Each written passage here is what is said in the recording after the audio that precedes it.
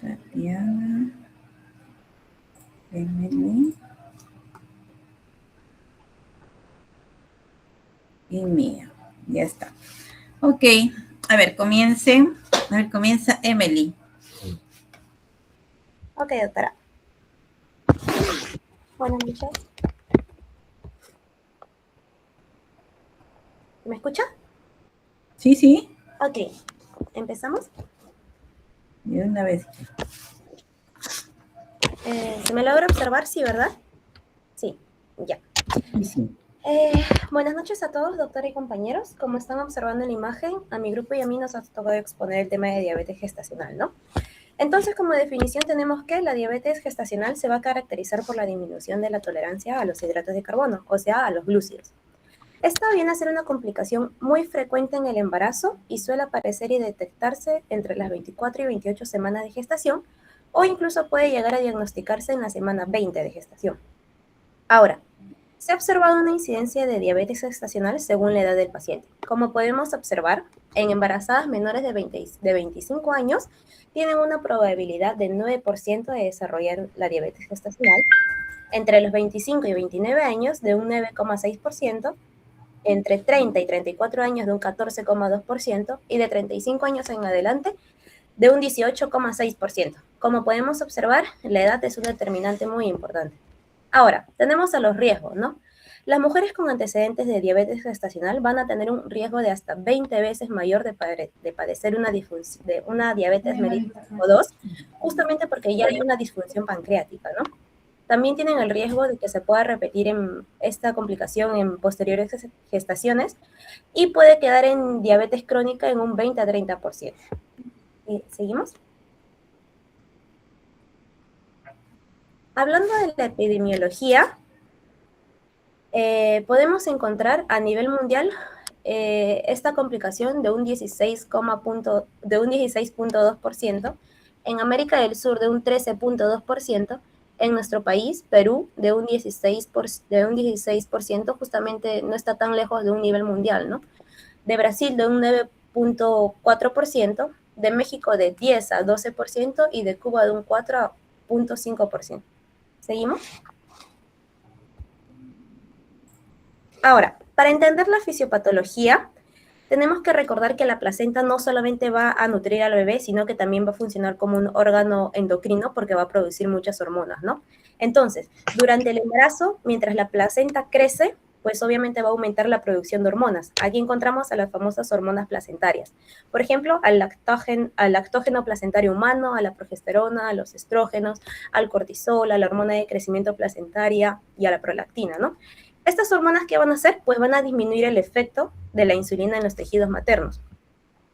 Normalmente la insulina va a ayudar, ya sabemos que la insulina va a ayudar a que la glucosa entre a las células para producir energía, pero durante el embarazo justamente estas hormonas placentarias van a hacer que las células respondan menos a la insulina.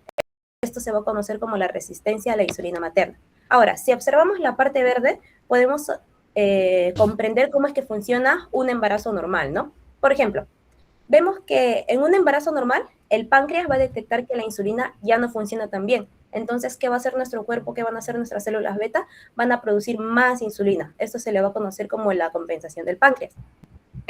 Entonces, al haber más insulina, las glucosas van a entrar a las células y la glicemia pues se va a mantener normal y de esta manera no se va a desarrollar, como podemos ver en la imagen, una diabetes gestacional. Ahora, en la parte roja es donde vamos a encontrar el problema. Aquí. Entonces, la embarazada sí va a desarrollar lo que es la resistencia a la insulina, pero el páncreas no va a poder producir suficiente insulina para esta complicación, ¿no? Entonces, como podemos observar, el páncreas no compensa, por lo cual va a haber una insulina insuficiente. Por lo tanto, ¿qué va a pasar? Que la madre va a desarrollar un aumento en la glucosa sanguínea y esto es lo que vamos a conocer como la diabetes gestacional. Entonces, la glucosa pues va a atravesar a la placenta justamente, ya sabemos, por una difusión facilitada y hay que tener en claro dos cosas, ¿no? La glucosa sí va a entrar, pero la insulina materna no pasa al feto, por lo que se genera una hiperglucemia fetal. Entonces, como podemos ver al bebé, ¿no? Entonces, el bebé va a recibir exceso de glucosa y ¿qué va a hacer como mecanismo? El páncreas fetal pues va a detectar esto y el páncreas va a responder produciendo mucha insulina. Entonces, la insulina fetal, como podemos observar, funciona como una hormona anabólica y también una hormona de crecimiento. Entonces, ¿qué va a pasar con esta hormona? Pues va a estimular el depósito de grasa, va a estimular el crecimiento exagerado y va a estimular también una síntesis proteica, ¿no? Aquí podemos ver unas consecuencias fetales justamente por el hiperinsulinismo fetal. En primer lugar, a la macrosomía. En segundo lugar, a un aumento en la grasa corporal. Aquí vamos a encontrar a los bebés grandes, vamos a encontrar a los bebés redondeados, con una adiposidad mayor, ¿no? También vamos a encontrar organomegalia, principalmente en el hígado, en el páncreas, en el corazón, porque la insulina fetal va a estimular el crecimiento excesivo, como les mencioné, y también pues una hipoglucemia neonatal. ¿Por qué? Porque cuando nace el bebé va a dejar de recibir la glucosa materna, pero este bebé va a seguir produciendo mucha insulina. Por eso la hipoglucemia neonatal. ¿Seguimos? Ya, listo, ya está, Emily. Okay. A ver quién sigue. Jonel. Ok, sí, bueno, ¿me escucha? Sí, sí. Ok, bueno, continuando acerca de diabetes, bueno, vamos a ver también diferenciando una diabetes pregestacional de una diabetes gestacional. La pregestacional va a ser aquella diabetes que se presenta antes de la gestación, y entre ellos vamos a tener la tipo 1 y la tipo 2, la más frecuente. Como ya sabemos, ¿no? La tipo 1 va a ser la diabetes autoinmune, va a estar correlacionada, ¿no? Con la hiperglicemia marcada, poliuria, glucosa, predicación marcada. Entre los riesgos maternos, obesidad y diabética. La tipo 2, que está más relacionada, ¿no? Con la resistencia a la insulina y obesidad, que va a estar presente, ¿no? Con el síndrome metabólico de obesidad periférica. Y los riesgos maternos son preeclampsia y ictus. De acuerdo a que estos dos tipos de diabetes son mayormente o son más propensos a que el bebé desarrolle malformaciones, ya que la hiperglucemia va a estar presente. Si no se controla, va a estar presente durante el desarrollo de los órganos vitales del feto. Es por eso que están relacionados con malformaciones con la diabetes gestacional. Hablando de propiamente la diabetes gestacional, esta va a ser, ¿no? La que, como decimos, se va a desarrollar entre las semanas. A partir de la semana 16, por el aumento de las hormonas de la placenta, como mencionó mi compañera, del cuadro clínico generalmente va a ser asintomático, ¿no? Por lo cual debemos hacer un tamizaje universal para las gestantes. Dentro de los riesgos maternos, la preeclampsia, el desarrollo futuro de diabetes tipo 2, y también está el riesgo fetal de la macrosomía, la gestación, pero una obesidad futura. Bueno, como ya se mencionó, el cuadro clínico va a ser asintomático por lo general. Por eso es que el tamizaje, ¿no? Debe ser universal a todas las gestantes entre la semana 24 y 28. Bueno, estos síntomas no están muy presentes, o podrían aparecer, ¿no? Entre los síntomas maternos puede aparecer poliuria, poliipsis, extrema o infecciones urinarias recurrentes. Bueno, en el estado fetal puede haber alteraciones en el crecimiento o también un exceso de líquido amniótico, ¿no? Por la hiperglucemia que va a llegar hacia el feto y se va a producir una crisis de orina que se va a acumular en el líquido amniótico. Respecto al diagnóstico, pues bueno, vamos a mencionar que no existe un estándar universal, pues, o sea, vamos a tener distintos métodos, ¿no? O bueno, de acuerdo a cada día se puede mencionar y aplicar un caso o dos casos. Bueno, lo ideal sería, ¿no? La primera visita prenatal, realizar un tamizaje para justamente evitar o detectar, ¿no? Que hay una diabetes preexistente o que no ha sido diagnosticada antes. Y luego realizar otro tamizaje entre semana 24 y 28 para el diagnóstico ya de la diabetes gestacional. Dentro del primer trimestre, ¿no? Mencionadamente en esta serie tenemos ya valores de hemoglobina mayor a 6.5%, de glucosa mayor a 126, que se diagnostica, ¿no? Como una diabetes preexistente, o también cuando hay una glucosa láser mayor a 200 más infarto. Bueno, también tenemos, ¿no? En el pronóstico tenemos valores de 5.4 de 90%, tenemos que tener pacientes que tienen alta tierra. El valor superior, de riesgo bajo, sin embargo, también se puede hacer universal. Si está de alto o bajo riesgo, se debe realizar en todas las gestantes. El ideal es que se den para ello vamos a tener dos métodos, un método de un paso o un método de paso. Se puede que cualquiera dependiendo, ¿no? Tenemos que responderlo de manera más la posible para realizar un siguiente mensaje para descartar una diabetes. Luego, se realiza un segundo test en personas seleccionando cuál puede ser los pasos para dar un diagnóstico de diabetes. Bueno, hablando ya de los temas de uno o dos pasos, bueno, la prueba no tiene pasos, gestacional, una prueba de tolerancia a la glucosa de 5 gramos. Debemos tener a la paciente en ayuno, para lo cual no vamos a medirlo entre la primera y la segunda hora. Y de acuerdo a estos valores, ¿no? Si tenemos un valor que hace uno o más valores alterados, eso va a diagnosticar con diabetes gestacional. Las ventajas de esta prueba va a ser, ¿no?, que es de una sola prueba, ¿no? Tiene mayor sensibilidad, pero puede existir un mayor sobrediagnóstico. Es por ello que algunas guías no mencionan que hay un mayor uso de farmacoterapia sin beneficio. En cambio, en la prueba de estos pasos, bueno, se realiza primero el paso 1, que es una prueba de tolerancia de 50 gramos, para la cual no se necesita, ¿no?, que la paciente esté en ayunas. Y bueno, va a variar, ¿no?, de acuerdo a cada guía, puede ir desde mayores a 130 a 140, de acuerdo a, bueno, aquí en el Perú se maneja que es mayor a 140. En caso se obtenga, ¿no?, un valor mayor a 140, se realiza el paso 2, que ya es una prueba de tolerancia de 100 gramos, para el cual sí necesita la paciente en ayunas. Y también tomar, ¿no?, valores dentro de 3 horas. Y debemos de tener aquí de 2 o más valores alterados para poder hacer el diagnóstico. La ventaja de la segunda, de la prueba de 2 pasos, es que existe un menor sobrediagnóstico. Respecto a los exámenes auxiliares de seguimiento que debemos tener en cuenta, ¿no?, el control glucémico, un automonitoreo que nos va a permitir, ¿no?, ajustar la dieta, el tratamiento y prevenir futuras complicaciones. Y también dentro de la evaluación materna, ¿no?, detectar que nos va a servir para detectar complicaciones y evaluar el estado metabólico, que podemos pedir, ¿no?, perfiles de urea, creatinina, perfil hepático, electrolitos. Y bueno, en caso de sospecha de situación, ¿no?, pedir gases arteriales. Y bueno, para la evaluación fetal, que nos va a permitir, ¿no?, tener en cuenta el bienestar fetal y el riesgo de complicaciones, podemos evaluarla, ¿no?, mediante ecografías, un perfil biofísico fetal o un test importante.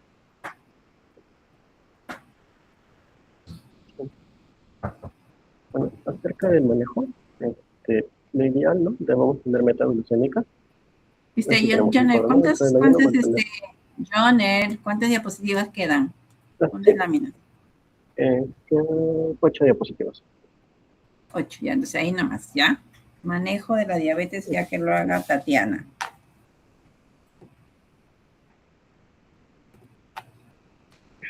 Sí, continuando con el manejo de la diabetes, bueno, vamos a tener unas metas glucémicas, en este caso un control glucémico, ¿no? Se debe tomar en ayuno de 60 a 90, una hora postprandial menor a 140, 2 horas postprandial menor a 120. Ahora, se debe hacer algunos ajustes en el embarazo, desde la semana 16 y 20. En este caso, estos ajustes se deben hacer si vemos un aumento de resistencia a la insulina, si vemos un aumento de requerimientos de la insulina, aumentados en un 5% por semana, y si hay una estabilización hacia la semana 36. También se debe recomendar, por ejemplo, a las embarazadas que hagan actividad física, aunque sea 30 minutos, ¿no? Y también se les debe recomendar también siempre que estén acompañadas de un nutricionista y que tengan ciertas conductas nutricionales, ¿no? Por ejemplo, una dieta, que no tengan una dieta altas en carbohidratos, que sean generalmente más altas en proteínas, en grasas saludables, en fibras, en hierro, y también su ácido fólico, ¿no? Siguiente. Ahora, ¿cuál es el objetivo del manejo de la diabetes gestacional? Pues no, el objetivo va a ser mantener la glucemia y el equilibrio metabólico para prevenir tanto complicaciones, tanto maternas para la madre y también para el feto, ¿no? ¿Y cómo se inicia en sí la insulinoterapia? En este caso tenemos que tener ciertos criterios, ¿no? Tenemos, por ejemplo, se debe tomar el criterio de la glucemia en ayunas elevadas. Con respecto a las indicaciones, esta debe ser mayor a 90, y también en los controles mayor o igual a 3, ¿no? En los controles. Se debe de tener también glucemias postprandiales elevadas, las indicaciones deben ser de 130 a 180, crecimiento fetal excesivo, en este caso un percentil mayor a 90 para la edad gestacional. Ahora, tratamiento farmacológico, como he mencionado, ya hemos hablado de las insulinoterapias, ¿no? Esta va a ser para mayor seguridad para el feto, va a tener un mejor control glucémico y no va a atravesar la placenta, pues, ¿no? Existen también tipos de insulina, ¿no? Tenemos en este caso 3 tipos de insulina: la de acción intermedia, la de acción corta y la de acción ultra rápida. En este caso, la de acción intermedia, como ejemplos tenemos la NPH. Esta va a ser, se puede administrar tanto de mañana o de noche o incluso en las dos, y su uso principal va a ser de control basal. Luego tenemos el otro tipo que va a ser de acción corta. En este caso, esta se puede administrar de 30 a 45 minutos preprandial y su uso principal va a ser el control postprandial, ¿no? Y por último tenemos la de acción ultra rápida, que estas son bien conocidas como la Lispro o la Aspar, y esta se puede administrar de 5 a 15 minutos preprandial y también su uso principal va a ser para control postprandial. Siguiente. Ahora, con respecto, seguimos hablando del manejo de la diabetes gestacional. En este caso, hablamos de la metformina, ¿no? Un medicamento, un fármaco muy usado. En este caso, este va a ser, como había mencionado, un fármaco, un antidiabético oral, utilizado como alternativa terapéutica, ¿no? Ahora, ¿cuándo se puede utilizar? Esto se puede utilizar en pacientes que no van a aceptar la insulinoterapia, en pacientes que presentan obesidad o resistencia marcada a la insulina, en pacientes que, por ejemplo, requieran disminuir dosis de insulina, ¿no? También va a tener algunos posibles riesgos, como pueden ser alteraciones del crecimiento fetal o puede haber un mayor índice de masa corporal en infancia. Sus presentaciones va a ser de 50 miligramos o también puede haber de 850 miligramos. Y ahora, ¿cómo es su mecanismo de acción? En este caso, este fármaco va a disminuir la producción hepática de glucosa. Esto va a generar que se mejore la sensibilidad a la insulina y esto va a reducir la resistencia periférica a la insulina, ¿no? Siguiente. Factores de riesgo. En este caso, tenemos distintos factores de riesgo. Uno va a ser que, por ejemplo, la edad de la madre va a ser avanzada, ¿no? En este caso hablamos de una edad mayor a 35 años. Otro factor de riesgo sería el sobrepeso, la obesidad, ciertos antecedentes familiares, por ejemplo, que la familia, ¿no? Los padres ya hayan sido diagnosticados con diabetes, síndrome de ovario poliquístico, intolerancia a la glucosa, sedentarismo, dieta inadecuada. También otro factor de riesgo podría ser la raza. Siguiente.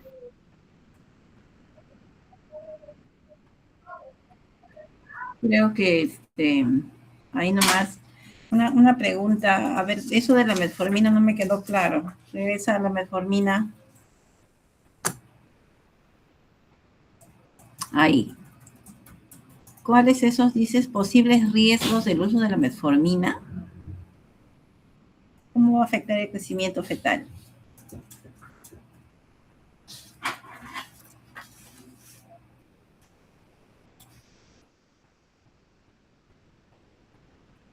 Y que hay mayor IMC en la infancia. A ver, ese puntito que generalmente uno siempre habla de que la metformina da puros efectos beneficiosos. Y acá me hablan al contrario, que me va a dar un riesgo. Puede generar alguna macrosomía en el feto. Macrosomía. ¿Por qué? Si estás reduciendo la sensibilidad. Diré la resistencia, estás reduciendo la resistencia de la insulina. Si reduces la resistencia, hay menos insulina. Y si hay menos insulina, hay menos macrosomía. Pero puede ser un riesgo porque cruza la placenta. Claro, esa es la idea, que cruce la placenta. Según lo que han dicho ustedes mismos, el problema es de que la glucosa cruza la placenta, pero la insulina no cruza la placenta, la insulina materna.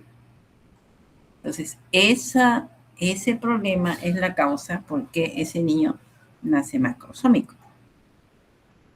Entonces, si tú estás mejorando lo que es la resistencia a la insulina, quiere decir que va a haber menos glucosa que va a pasar a la placenta. Entonces hay menos macrosomía. Por eso, ¿de dónde han sacado esos posibles riesgos? Al grupo, no solo Tatiana.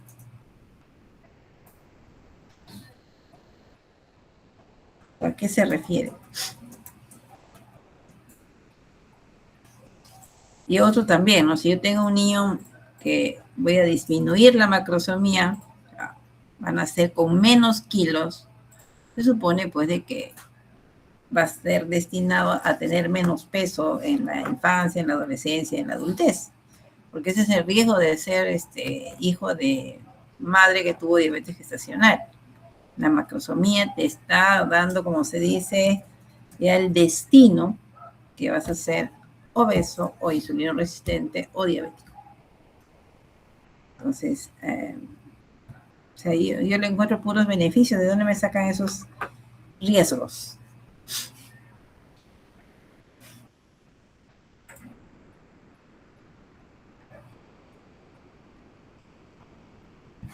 Grupo. Ahí están los 4. ¿De dónde sacaron esta literatura? Disculpe, doctora, es que creo que la compañera ha querido decir que si la embarazada no consume la metformina, hay posibles riesgos en las alteraciones del crecimiento fetal, justamente como lo había mencionado en la fisiología, ¿no? Una macrosomía en el feto, justamente por el hiperinsulinismo, ¿no? Y un mayor IMC en la infancia, justamente por los depósitos de grasa que se van a generar. Creo que ha querido decir eso. Ya. O sea que el riesgo de no usarlo. Sí, eso, posibles riesgos de no usar la metformina. Ya, bueno, ese sí, la idea es que quede bien claro, ¿no? Ahora, es cierto lo que dice también, ¿no? Siempre se va a utilizar la insulina. Dentro de las guías de diabetes gestacional ponen en primera línea la insulina para manejar esto, pero primero es la dieta. Se empieza con dieta, no responde a insulina. Pero si ves una obesa y le vas a dar insulina también, ahí corres el problema, ¿no? Que también lo han puesto ustedes. La metformina se utiliza en pacientes que son obesas. Entonces le voy a dar insulina y la insulina la va a volver más obesa. Entonces ahí sí se utiliza la metformina, ¿ya? Sin ningún problema, sin ningún temor, porque ha sido ya años, ha sido parte del tratamiento de la diabetes gestacional y siempre con buenos resultados. Bien. Ya, y una pregunta para los 4. Tengo mi diabetes gestacional, ya a la paciente le hemos dado metformina, ¿y hasta cuándo lo va a usar? Hasta que mejore su glucosa, hasta que tenga el parto o hasta que la lactancia. ¿Hasta cuándo se utiliza la metformina? Porque esa paciente no es una diabética preexistente, ¿no? Es una diabética debutante de su diabetes gestacional. ¿Qué es la pregunta que le van a hacer? ¿Y hasta cuándo usa metformina? ¿Cuál es la indicación? Se le da justamente hasta después del parto y posterior de ello ya se le va controlando más que todo a la paciente dentro de las 4 a 12 semanas postparto. Entonces da a luz, bueno, tiene el parto y adiós, metformina. ¿Sí? ¿Así es? Toma tu metformina, ya no te voy a ver hasta acá cuando tengas hijito. Yo siempre digo, no, ya no te voy a ver hasta que tengas bebé en brazos. Ya, listo, porque todo ese proceso no lo manejamos. Y entonces la indicación es, ¿tiene el parto y adiós metformina? ¿O sigue tomando la metformina hasta que yo le vea, generalmente uno lo ve al mes postparto?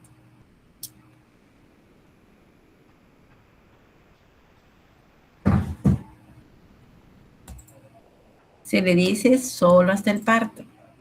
¿Por qué? Porque ¿quién me está fastidiando la vida en esta diabetes gestacional? ¿Quién es el culpable? La placenta. Exacto. Ya no hay placenta. Se fue. Ya no tengo el problema. Entonces, si ya no tengo una hormona que me haga, que es el lactógeno placentario, que ustedes lo han dicho, que me hace la contra la insulina, pues ya se fue. Entonces ya no necesito darle metformina.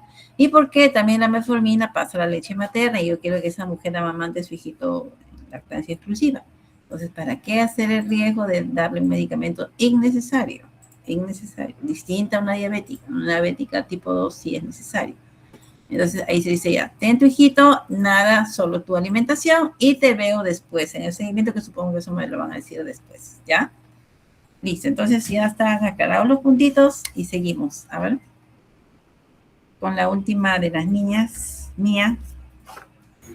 Sí, bueno, ahora vamos a tocar más que todo la prevención de la diabetes gestacional, ¿no? Es aquí donde se realiza más que todo un control prenatal de la diabetes gestacional, que es más que todo entre el primer trimestre, ¿no? Es aquí más que todo donde se evalúa tanto el índice de masa corporal, ver tanto si lleva o no una buena alimentación saludable, ¿no? Y el tamizaje oportuno para poder diagnosticar la diabetes, que se realiza dentro de la semana 24 a la semana 28 de gestación, y también poder controlar tanto el peso materno, ¿no?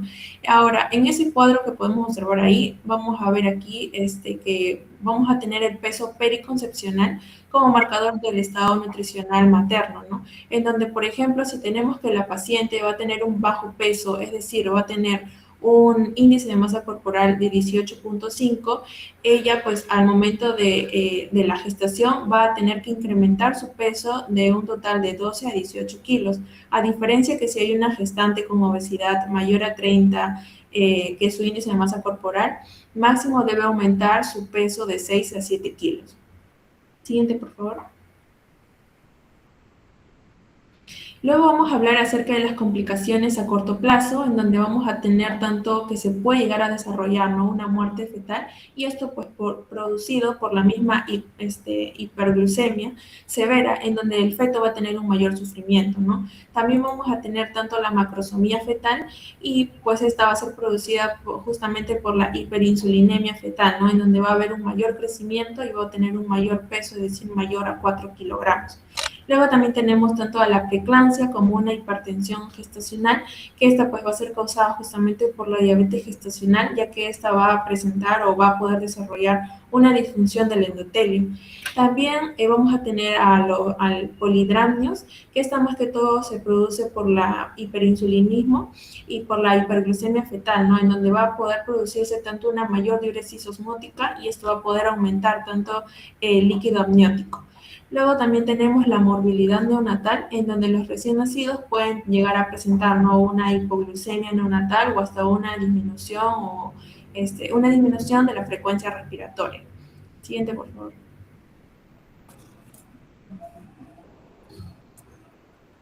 Luego tenemos las complicaciones, ya sea aquí a largo plazo, en donde vamos a presentar tanto el riesgo materno, que esto más que todo es que, por ejemplo, las pacientes con diabetes gestacional a largo plazo pueden llegar a desarrollar, ¿no?, una diabetes mellitus de tipo 2, o como también algunos riesgos cardiovasculares, ¿no?, o también la hipertensión ya mencionada.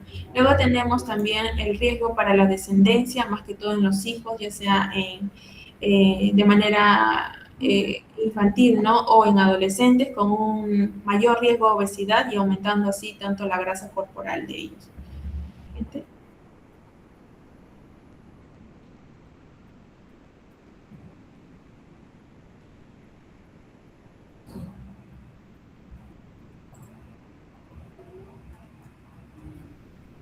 Y luego hablamos ya último acerca del pronóstico, ¿no?, en donde aquí se menciona que pues a los 40 días luego del parto, la paciente debe ser sometida ya sea a una prueba de tolerancia oral a la glucosa, ¿no?, en donde si esto se normaliza más que todo su glucemia, va a tener un alto riesgo, ¿no?, de desarrollar tanto una diabetes o un síndrome metabólico.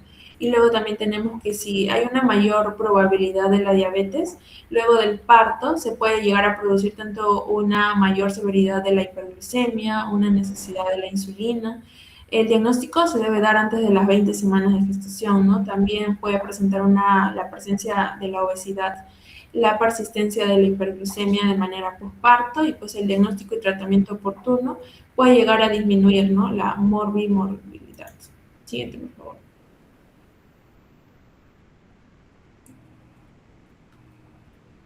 Y pues esta es nuestra bibliografía utilizada para esta exposición. Eso sería todo, gracias. Ok, ahora sí dejen de compartir. Y eso un nuevo test de tolerancia es mandatorio a toda mujer que ha tenido diabetes gestacional. desde los 40 días hasta los 60 días es un buen tiempo para hacer el test. Ya todos tienen que hacer el test porque si no, no sabemos cómo queda la paciente. Porque de ahí, de ese grupito, se van a detectar diabetes también. ¿Cuánto era el riesgo de grupito que quedaba diabética, chicos?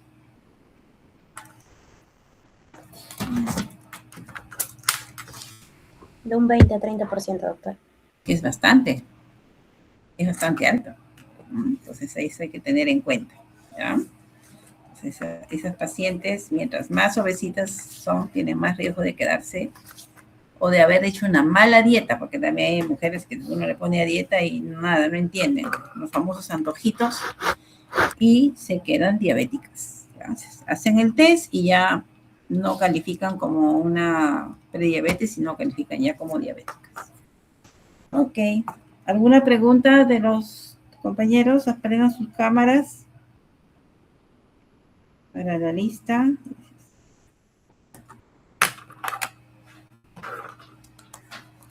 Ya, chicos, apúrense. ¿Ninguna pregunta? ¿Todo claro?